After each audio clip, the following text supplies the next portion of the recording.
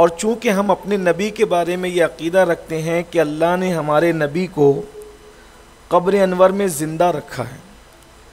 جب قرآن کہتا ہے کہ شہید زندہ ہے، قرآن شریف کی آیت ہے وَلَا تَقُولُوا لِمَن يُقْتَلُ فِي سَبِيلِ اللَّهِ أَمْوَاتٌ بَلْ أَحْيَاءٌ وَلَٰكِن لَّا تَشْعُرُونَ، جو اللہ کی راہ میں مار دیے جائیں انہیں مردہ نہ کہو بلکہ وہ زندہ ہیں اور تمہیں شعور نہیں. تو جو اللہ کی راہ میں مارا جائے، جب اس کو اللہ نے حیات ابدی اور سرمدی عطا کی ہے، تو جس کو اللہ نے اپنا محبوب اعظم بنا کے بھیجا اور صراط اللہ، یہ محمد الرسول اللہ کے ناموں میں سے ایک نام ہے.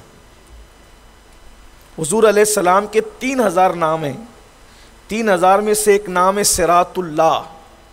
اور سیدنا عبداللہ ابن عباس فرماتے ہیں ہوا صراط اللہ ہوا حبل اللہ، وہ صراط اللہ بھی ہے، وہ حبل اللہ بھی ہے.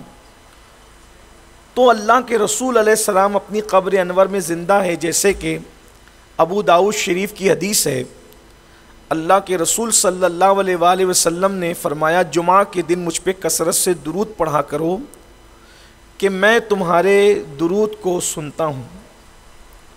کوئی محبت سے پڑھے تو وہ درود میں خود سنتا ہوں، کوئی ایسے ہی روا روی میں پڑھ دے تو فرشتے لا کے پیش کرتے ہیں. تو صحابہ کرام نے پوچھا کہ یا رسول اللہ صلی اللہ علیہ وآلہ وسلم، یہ درود کا سلسلہ سننے سنانے کا آپ کی ظاہری حیات تک ہے یا آپ کے وصال کے بعد بھی جاری رہے گا؟ تو اب یہاں سے ابو داؤد شریف کی حدیث میں پیش کرتا ہوں. اللہ کے رسول نے فرمایا ان اللہ تعالی حرم علی الارض ان تاکل اجساد الانبیاء فنبی اللہ حی یرزق، کہ اللہ نے بے شک حرام کر دیا ہے زمین پر کہ وہ نبیوں کے جسموں کو کھائے. زمین اللہ کے نبی کا جسم نہیں کھا سکتی، کوئی جانور بھی اللہ کے نبی کے جسم کو نہیں کھا سکتا، اور نہ کوئی زمین کا ٹکڑا نبی کے جسم کو کھا سکتا ہے. فنبی اللہ حی، اللہ کا نبی زندہ ہے، یرزق، اور اسے روزی دی جاتی ہے. تو ہمارے آقا صلی اللہ علیہ وآلہ وسلم تمام اہل ایمان کے عقیدے میں زندہ ہے، حیات النبی ہے. تو اس لیے ہم نے چاہا کہ ہم اپنے نبی کو کوئی تحفہ پیش کریں. تو سنی دعوت اسلامی کی جو فیلڈ شعبہ مساجد سے تھی، انہوں نے 12 مسجد بارگاہ رسالت میں تحفے میں پیش کرنا چاہا. ہر دن ایک مسجد کا افتتاح ہو رہا ہے، انشاءاللہ ہوگا مزید آگے بھی. اسی طرح جو خدمت خلق کے لوگ تھے انہوں نے 100 نکاح غریب بچیوں کا، وہ اسی طرح سے شعر و ادب کا ذوق رکھنے والے احباب نے مشاعرے کی شکل میں، اسی طرح سیرت النبی اور الگ الگ محفلیں. القرآن اکیڈمی جو عصری علوم کے حوالے سے کام کرتی ہے، SDI القرآن اکیڈمی، اس کے احباب نے، اکیڈمی کے احباب نے یہ فیصلہ کیا کہ وہ سیرت النبی صلی اللہ علیہ وآلہ وسلم کا انعامی مقابلہ رکھیں گے. سیرت کا انعامی مقابلہ رکھنے کے پیچھے ہمارا منصوبہ یہ تھا کہ 1500 سال اللہ کے رسول علیہ السلام کی ولادت کو ہو رہے ہیں، لیکن المیہ یہ ہے کہ ہماری قوم اپنے نبی کی سیرت نہیں پڑھتی. میں سمجھتا ہوں کہ یہاں جتنے بچے اور بچیاں بیٹھے ہوئے ہیں وہ میری تائید کریں گے کہ مقابلے میں شرکت سے پہلے کبھی ہمارے بچوں نے یا بچیوں نے سوچا بھی نہیں ہوگا کہ ہم حضور کی پوری سیرت پڑھیں. اور میں اپنے بچوں کو اور بچیوں کو یہ پیغام دینا چاہتا ہوں آج کہ آج آپ نے ایک مختصر کتاب پڑھی تھی انعامی مقابلے کے لیے، سیرت النبی، گلدستہ سیرت النبی، جو چند صفحات پر مشتمل ہے. میری گزارش ہے آپ سے، جب آپ سیرت کا مطالعہ کر رہے ہوں گے تو آپ کے ذہن میں 2 چیزیں ہوگی. نمبر 1 کہ آپ امتحان میں کامیاب ہوں گے، اسی لیے آپ نے سیرت پڑھی. نمبر 2 آپ کو انعام ملے گا، اور انعام ہوگا یا مدینہ منورہ جانا، یا سائیکل، لیپ ٹاپ، اور بھی جو انعامات ہیں وہ ملیں گے. لیکن اب میرے مشورے سے ایک بار حضور کی سیرت پڑھیے، مختصر نہیں بلکہ طویل پڑھیے. آپ القرآن اکیڈمی کے منعقد کردہ امتحان میں کامیاب نہیں ہوں گے، بلکہ آپ اس نیت سے سیرت النبی پڑھیے کہ دنیا اور آخرت کے ہر امتحان میں آپ کو سیرت النبی کی برکت سے کامیاب ہونا ہے. اور نمبر 2، جب میں اپنے نبی کی سیرت پڑھوں گا یا پڑھوں گی تو اس وقت آپ یہ تصور رکھیں کہ مجھے مدینے نہیں جانا، اس کے بدلے میں مجھے سائیکل بائک نہیں لینا، بلکہ مجھے اب نبی کی سیرت اس لیے پڑھنا ہے کہ مجھے انعام کے طور پہ نبی نے مل جانا ہے. مدینہ نہیں ملنا بلکہ مدینے والا مل جانا ہے. اللہ کی عزت کی قسم، اگر آپ نے اس طرح سے سیرت النبی کا ایک بار مطالعہ کر لیا تو آپ جہاں بیٹھو گے وہی منزل مقصود بن جائے گی. آپ جس کے سر پہ ہاتھ رکھ دو گے اس کی تقدیر بدل جائے گی. اس لیے کہ کائنات میں نے جتنوں کی زندگی پڑھی ہے، چونکہ یہ طلباء اور طالبات کی محفل ہے، میں بہت پڑھا لکھا آدمی نہیں ہوں، البتہ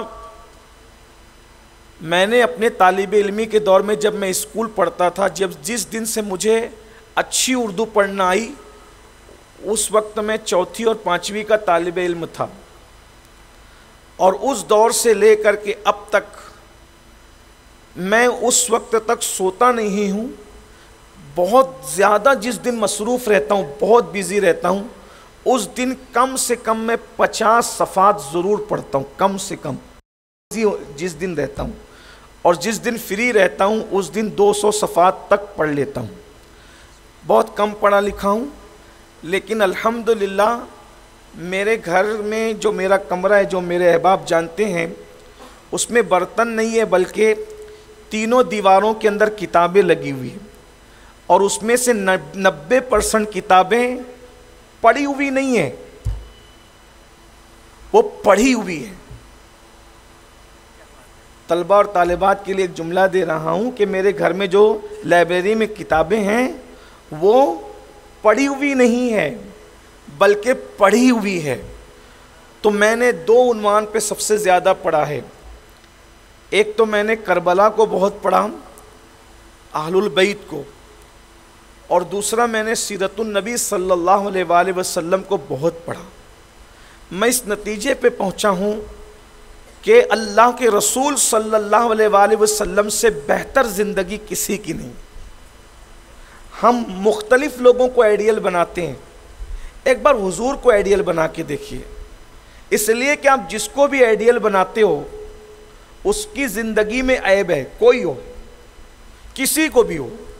آپ کتنا بھی اچھا انسان لائیں، آپ کا ابا ہو، آپ کی امی ہو، آپ کا پیر ہو، آپ کا خطیب ہو، کوئی عالم ہو، کوئی مفتی ہو، کوئی محدث ہو، کوئی مفسر ہو، سب کی زندگی میں عیب ہے. اللہ تبارک و تعالیٰ نے جس امت میں ہم جی رہے ہیں اس میں سب سے بڑی ہستی اللہ کے بعد، بلکہ اس امت کی قید کیا لگائیں، اللہ کی کائنات میں سب سے بڑی ہستی اگر اللہ کی مخلوق میں کوئی ہے تو وہ سب سے عظیم تر ہستی مصطفیٰ جان رحمت کی ذات ہے.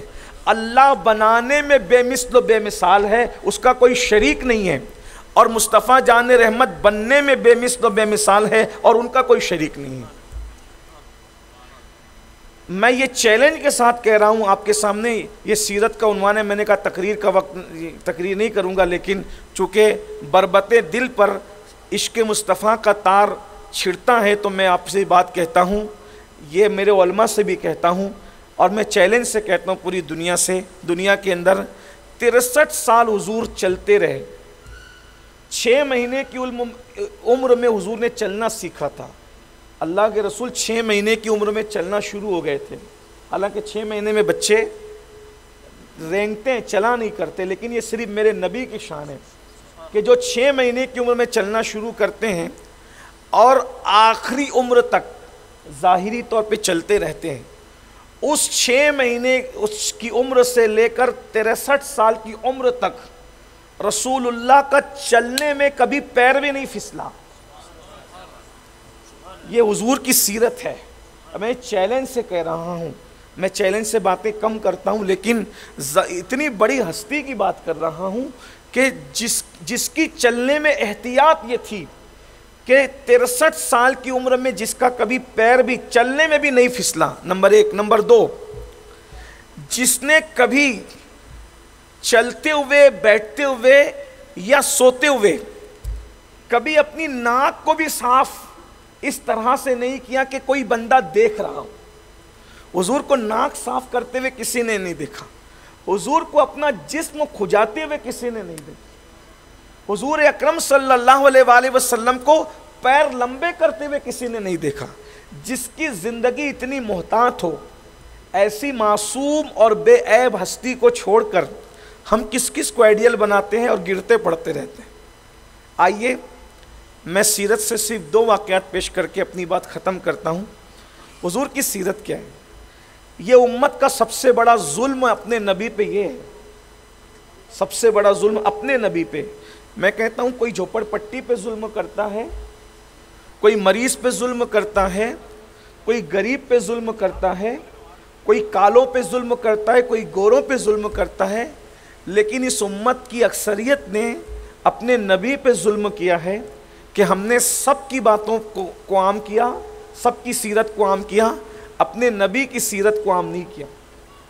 نبی کی سیرت عام نہ کرنے کا نقصان یہ ہوا کہ ہمارے بچوں کو ابھی تک یہ بھی یاد پتہ نہیں ہے کہ رسول اللہ کے دادا دادی کا نام کیا تھا، پتہ ہی نہیں انہیں، بچوں کو نہیں، بڑوں کو بھی نہیں پتہ ہے۔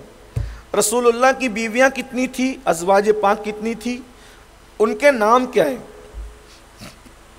ان کے والدین کے نام کے ساتھ ان کے نام کیا نہیں پتہ۔ کلمہ پڑھتے ہو نبی کا، نبی کے بارے میں کچھ پتہ ہی نہیں ہے۔ جس کے بارے میں پتہ نہیں ہوگا اس کی عقیدت دل میں کیسے ہوگی؟ عقیدت کے لیے کچھ نہ کچھ معلومات ہونا چاہیے۔ آپ کو کچھ پتہ ہی نہیں ہے نبی کے بارے میں، بلکہ بڑی معذرت کے ساتھ دنیا دار تو دنیا دار، غافل تو غافل، مذہبی لوگ بھی رسول اللہ کے بارے میں بہت کچھ نہیں جانتے۔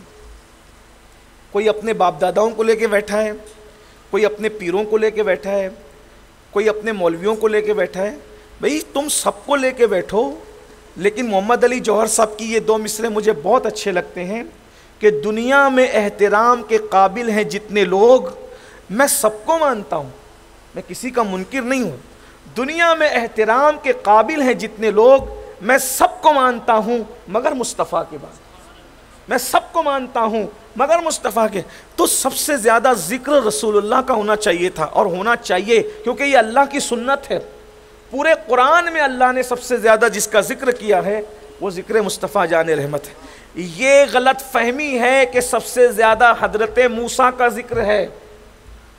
جو یہ کہتا ہے کہ سب سے زیادہ حضرت موسیٰ کا ذکر ہے، اس نے پورا قرآن پڑھا ہی نہیں ہے، اس لیے کہ وہ موسیٰ موسیٰ موسیٰ موسیٰ نام دیکھ کر کے کہہ رہا ہے کہ زیادہ ذکر حضرت موسیٰ کا آیا ہے، لیکن یہ شان موسیٰ ہے کہ نام موسیٰ لے کے ذکر کیا جاتا ہے، اور یہ شان مصطفیٰ ہے، طٰہٰ کہہ کر ذکر کیا جاتا ہے، یاسین کہہ کے ذکر کیا جاتا ہے، مزمل کہہ کے ذکر کیا جاتا ہے، مدثر کہہ کے ذکر کیا جاتا ہے، وما رمیت کہہ کے ذکر کیا جاتا ہے، والنجم کہہ کے ذکر کیا جاتا ہے، نون والقلم کہہ کے ذکر کیا جاتا ہے، کاف ہا یا عین صاد کہہ کے ذکر کیا جاتا ہے، الف لام میم کہہ کر ذکر کیا جاتا ہے، الف لام را کہہ کے ذکر کیا جاتا ہے، والضحیٰ کہہ کے جب چہرے پر صبح کے وقت زلف سنورتی ہے اور چہرہ چاشت کی طرح چمکتا ہے تو والضحیٰ کہہ کر اس پیارے پیارے چہرے کی قسم اٹھائی جاتی ہے۔ جب وہ زلفیں کبھی انداز دل ربانہ سے چہرے پر چھا جاتی ہے بدلیوں کی طرح تو واللیل کہہ کر کے اس کا تذکرہ کیا جاتا ہے، ما زاغ البصر وما طغیٰ کہہ کر ان کی آنکھوں کا تذکرہ کیا جاتا ہے، سبحان الذی اسریٰ کہہ کر ان کے جانے کا ذکر کیا جاتا ہے، ما ضل صاحبکم وما غویٰ کہہ کر ان کے آنے کا ذکر کیا جاتا ہے، وما رمیت اذ رمیت ولکن اللہ رما کہہ کر ان کے غصے کا تذکرہ کیا جاتا ہے، اللہ اکبر، والنجم اذا ہوا کہہ کر ان کے تبسم کا ذکر کیا جاتا ہے، والذین معہ اشداء علی الکفار کہہ کر کے ان کے جھرمٹ مارنے والے جو صحابہ ان کے ارد گرد ان کو گھیر لیتے معہ کہہ کر کے ان کا تذکرہ کیا جاتا ہے۔ وہ چلیں تو اللہ اکبر قرآن مقدس میں ان کا ذکر ہوتا ہے، حتی حتیٰ کہ صرف ان کا نہیں جو ان کے پیچھے پیچھے گھوڑے دوڑاتے ہیں، والعادیات ضبحا فالموریات قدحا فالمغیرات صبحا، یہ کہہ کر ان کے پیچھے گھوڑے دوڑانے والے اصحاب کے گھوڑوں کا ذکر بھی ہوتا ہے، صرف گھوڑوں کا نہیں، جو ان کے پیچھے چلتے ہیں ان کا بھی، ان کے گھوڑوں کا بھی، ان کے گھوڑوں کے پیر پتھر سے ٹکرا کر چنگاری نکلتی ہے، اس چنگاری کا ذکر بھی کیا جاتا ہے، اور اس سے لگ کر کے جو دھول اڑتی ہے اس دھول کا بھی ذکر کیا جاتا ہے۔ حتیٰ کہ قرآن کی ایک سورت ہے جس میں اللہ تبارک و تعالیٰ نے یہ طے کر لیا کہ اس سورت میں کسی کا ذکر نہیں کروں گا۔ ایک سورت ہے، صرف ایک سورت، جس میں اللہ نے 114 سورتوں میں ایک سورت ہے جس میں اللہ نے اپنی غیرت کی قسم اٹھا کر کہ ہم آج کسی کا ذکر نہیں کریں گے، صرف ہم ہی ہم ہوں گے، انا انا انا انا، بس ہمارے سوا کوئی نہیں ہوگا۔ جنت ہمارے تجلیات کا مظہر ہے، لیکن ہم اس میں جنت کا ذکر بھی نہیں کریں گے۔ جنت جنت ہے مگر ہم نہیں ہے، جنت جنت ہے مگر ہم نہیں ہیں۔ جہنم ہمارے غضب کا مظہر ہے، جہنم جہنم ہے مگر ہم نہیں ہیں۔ لہروں کا ذکر نہیں ہوگا، نہروں کا ذکر نہیں ہوگا، شفق کا جمال نہیں ہوگا، افق کی سرخی نہیں ہوگی، آسمانوں کی بلندیاں نہیں ہوگی، جسے زمین کے اوتاد کہا جاتا ہے یعنی پہاڑ، اس کا تذکرہ بھی نہیں کریں گے۔ نہ موسیٰ کو یاد کریں گے نہ عیسیٰ کو، کیونکہ سوال کرنے والوں نے سوال کیا تھا اللہ کیسا ہے، ایک سوال تھا اللہ کیسا ہے، اور کہنے والوں نے پوچھا تھا کیا مٹی کا ہے، کیونکہ وہ مٹی کے خداؤں کو دیکھ چکے تھے، ہے نا، مٹی کے خداؤں کو دیکھ چکے تھے، پوری زندگی باپ دادا صدیوں سے مٹی کے خداؤں کی عبادت کر رہے تھے۔ تو کیا ہوا، انہوں نے پوچھا کیا اللہ مٹی کا ہے، کیونکہ ایک اندیکھے خدا کا تصور تھا نا، تو اللہ مٹی کا ہے، پتھر کا ہے، لوہے کا ہے، تانبے کا ہے، سونے کا ہے، پیتل کا ہے، چاندی کا ہے، رب محمد کیسا ہے، ذرا وہ اپنا پریچے تو کرائے۔ جس نے اپنے جمال ازلی پر غیرت وحدت کے پردے ڈال رکھے ہیں، ذرا وہ اپنا تعارف اور اپنا پریچے تو کرائے کہ وہ کیسا ہے، خدا کی ڈیفینیشن تو پیش کی جائے کیسا ہے۔ تو ایک سورت قرآن میں آئی، اس کا نام سورۃ الخالص نہیں بلکہ اس میں تفضیل کے ساتھ سورۃ الاخلاص رکھا گیا۔ اخلاص، اخلاص کا مطلب پیور، بلکہ خلوص کا مطلب پیور، خلوص کا مطلب پیور، اور اخلاص کا مطلب بہت زیادہ پیور۔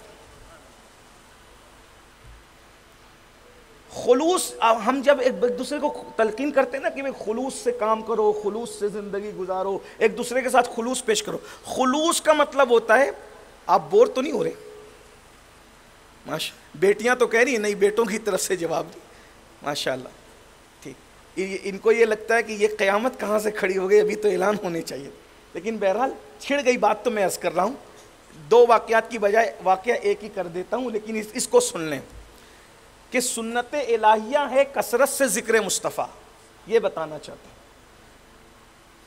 تو خلوص اس کو کہتے ہیں یعنی جس میں ملاوٹ نہ ہو، جیسے ایئر ہوسٹس جب ہنستی ہے نا تو اس میں کبھی خلوص نہیں ہوتا، کیونکہ اس میں بزنس کی محبت شامل ہوتی ہے، لیکن جب ماں مسکراتی ہے تو اس میں خلوص ہوتا ہے، ٹھیک ہے، اس میں خلوص ہوتا ہے، لیکن اس میں خلوص ہوتا ہے، اخلاص نہیں ہوتا۔ ماں کے مسکرانے میں خلوص ہوتا ہے، اخلاص نہیں ہوتا۔ وجہ، پیار تو بہت ہے، اس میں ملاوٹ نہیں ہے، لیکن کہیں نہ کہیں دماغ کے اندر یہ بھی ہے کہ یہ بڑا ہو جائے گا تو بڑھاپے میں میرا ہاتھ پکڑ کر میرا سہارا بنے گا، اس لیے وہاں خلوص ہے مگر اخلاص نہیں ہے۔ خلوص سے بڑی منزل کا نام اخلاص ہے۔ اب بات سمجھیں، اس کا مطلب اس میں کوئی ملاوٹ کا کوئی تصور نہ ہو، یعنی دوسری چیز آ گئی تو خلوص نہیں، ٹھیک، دوسری چیز آ جانا خلوص نہیں، اور دوسری چیز کا تصور بھی آ جائے تو اخلاص نہیں، یعنی جہاں تصور بھی منع ہے، دوسری چیز کی ملاوٹ کا تصور بھی منع ہے، بس بات مکمل کر رہا ہوں، آزمائش میں نہیں رکھتا، یہ بات درسگاہ کی تھی، لیکن چونکہ سب بچے پڑھنے پڑھانے والے بچے اور معلمات اور معلمین بھی، ان کی بھی توجہ چاہتا ہوں.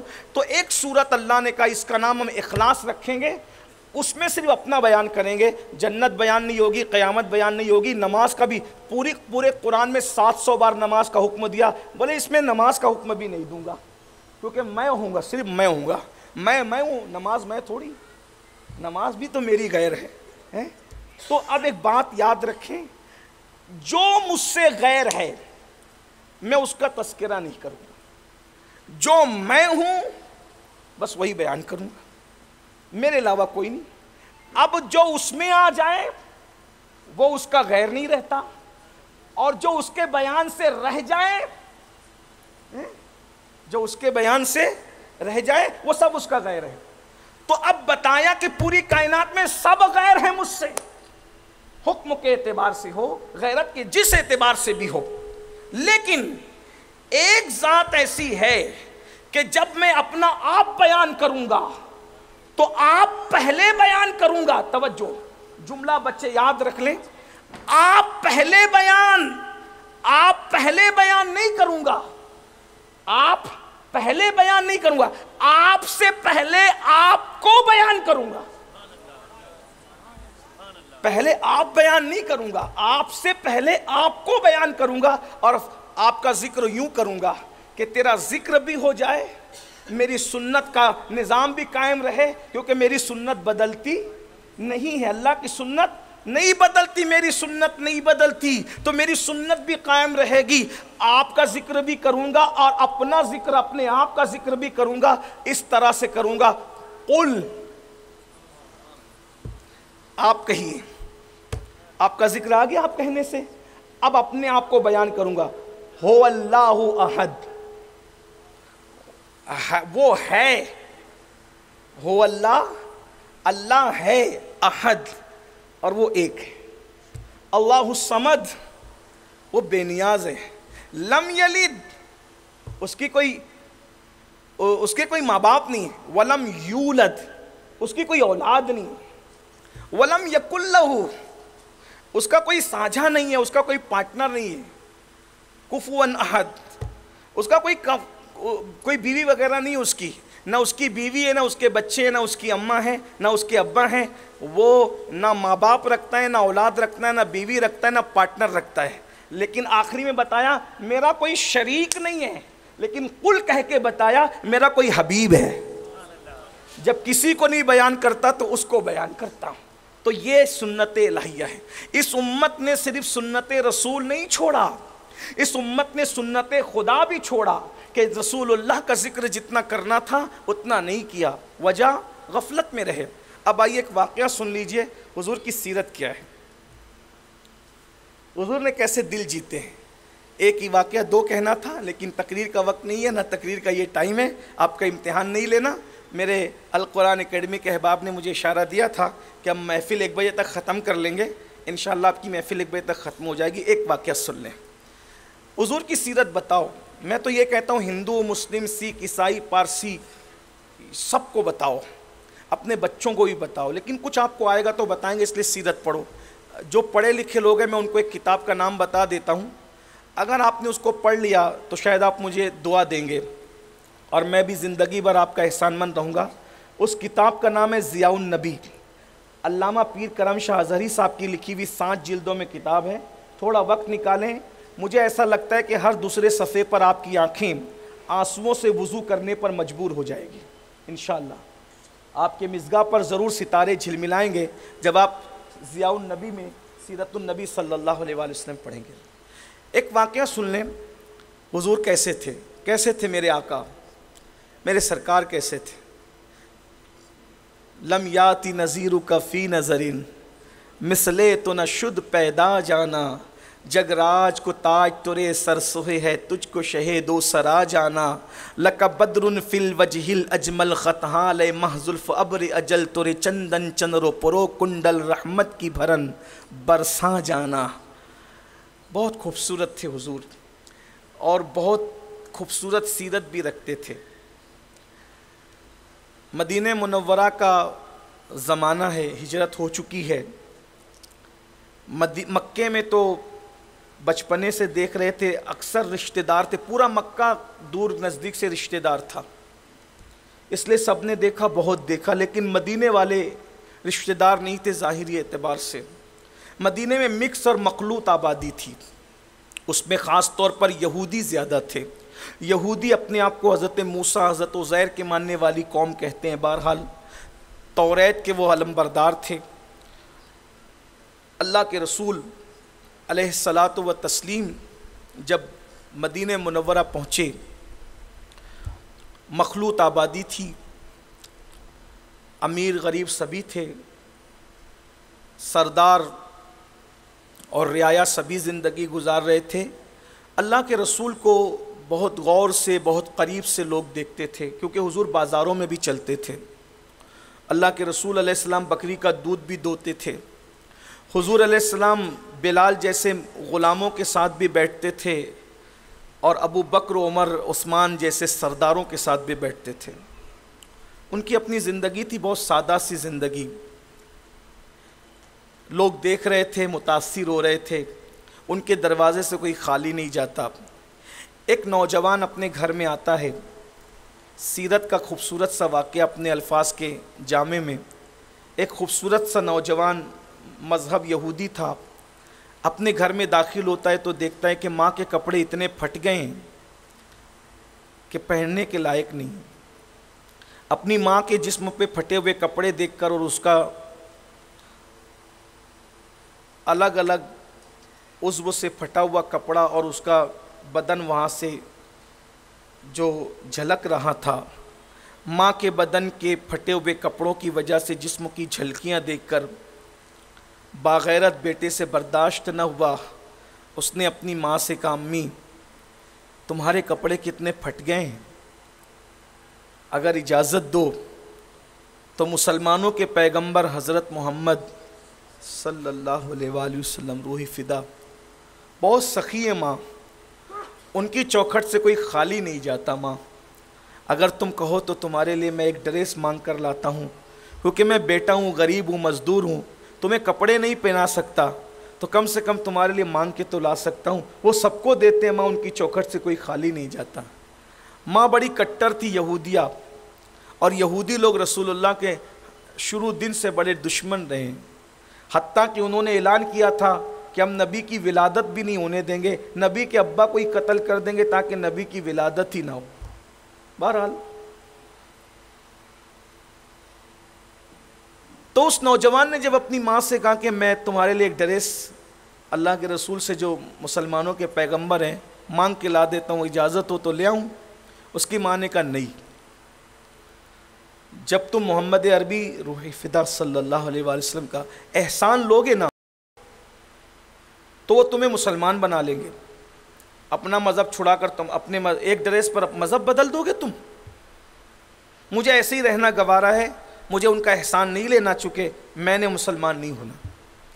اچھا ماں ٹھیک ہے، لیکن پھر تم اس طرح کیسے باہر نکلو گی، کیسے رہو گی؟ تو ماں نے کہا دیکھو تمہارا چچا بہت مالدار ہے، تمہارا سگا چچا ہے، اس سے مانگ لو، وہ دے دے گا، کیونکہ وہ بھی یہودی ہے۔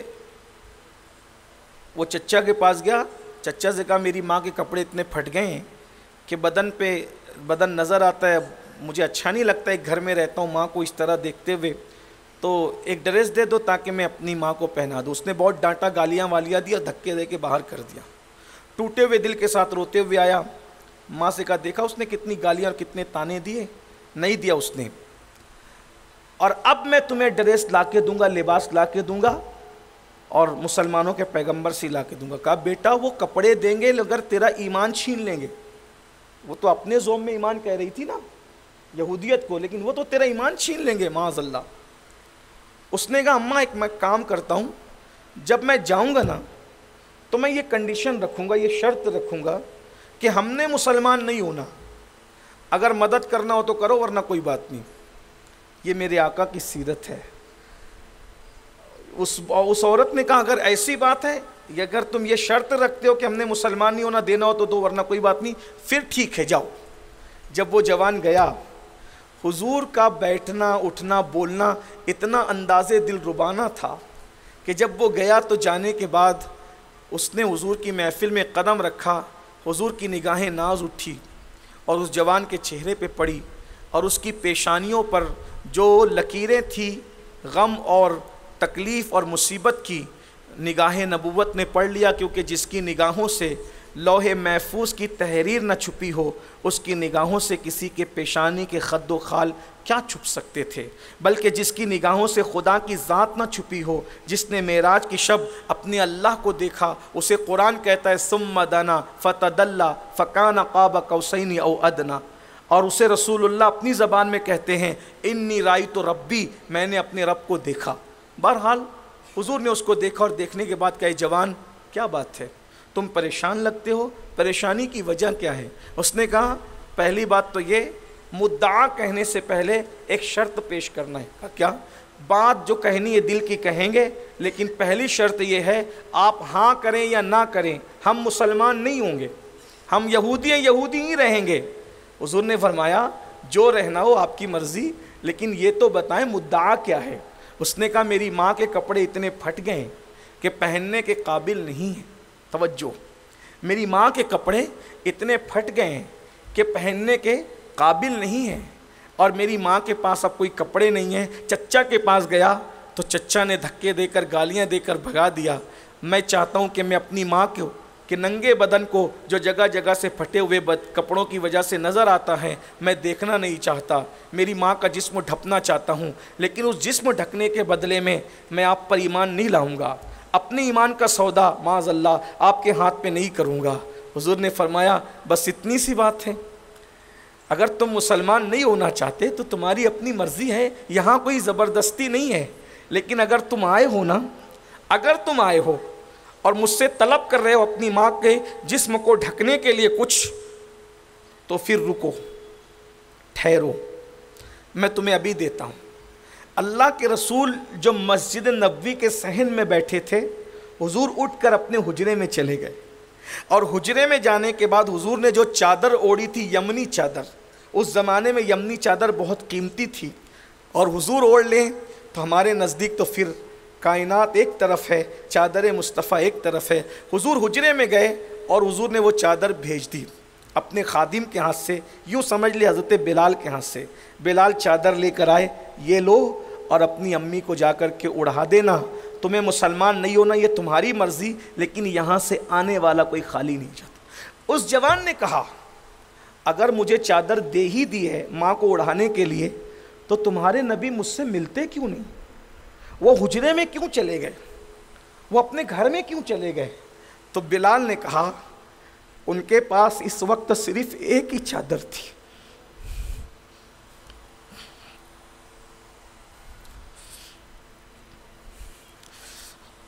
ان کے پاس اس وقت صرف ایک ہی چادر تھی، اس چادر کے سوا ان کے پاس اور دوسری چادر نہیں ہے۔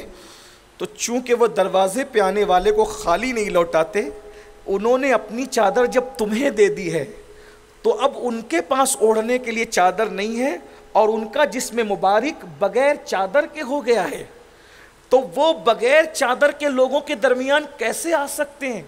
اس لیے انہوں نے اپنی چادر تمہیں دے کر وہ حجرے میں بیٹھ گئے ہیں کہ اب جب دوسری چادر کا انتظام ہوگا تب وہ باہر تشریف لائیں گے۔